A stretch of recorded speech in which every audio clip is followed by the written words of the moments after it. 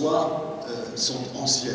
Et qu'il a, de ce point de vue, un objectif politique pour l'Europe. C'est-à-dire que l'Europe ne peut pas être simplement l'Europe des marchands. Et à l'instant, Jean-Yves, que je salue et que nous soutenons toutes et tous, l'a invoqué. Ces 5 ans de manipulation, de mensonges, d'abaissement des valeurs de la République. François Hollande propose de réenchanter le rêve républicain. François Hollande a l'ambition que les jeunes générations vivent au moins aussi bien que celles qui les ont précédées, que le handicap et les personnes handicapées ne vivent plus en marge de la société. François Hollande exige que la fiscalité soit un outil progressif au service de plus d'égalité, de fraternité, et non au service d'une minorité de nantis exonérés. Merci à François Hollande, capitaine courageux, ambitieux, talentueux qui nous réunit cet après-midi. Je vous demande de l'applaudir, que vos encouragements soient entendus en dehors de ces murs et portent l'espérance du changement.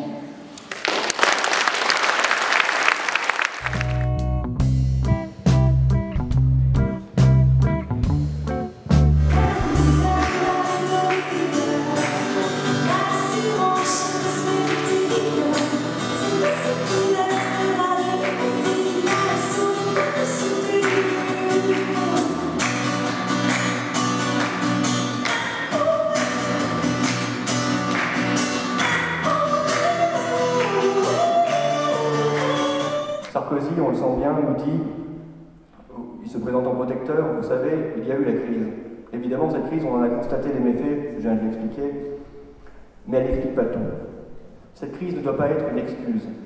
La Cour des comptes, dont personne ici n'osera critiquer la neutralité, la Cour des comptes affirme que plus de la moitié des déficits sont le fait de la politique de Nicolas Sarkozy et non de la crise.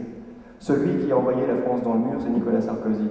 Alors qu'il aurait pu tenter, comme nos voisins peut-être l'ont fait, de redresser la France, lui l'a enfoncé. Il faut que nous réussissions à convaincre les Français.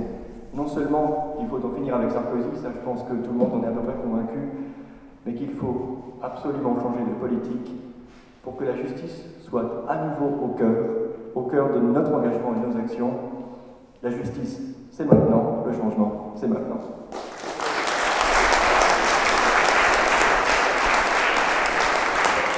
On n'est pas socialiste devant vous, et puis au Parlement, ou je ne sais où, sous les ordres de la République, devenir un bourgeois qui perd de vue ce qui sur son territoire fait foi, fait sens. Demain, pendant 5 semaines après le second tour, je serai le candidat qui viendra porter la contradiction et qui viendra défier Alain Marty.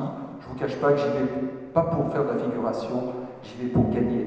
J'y vais pour gagner parce que ces grands bourgeois qui disent, alors qu'ils sont élus députés, à leurs collègues, médecins, députés, c'est juteux, je ne pense pas qu'ils méritent votre confiance.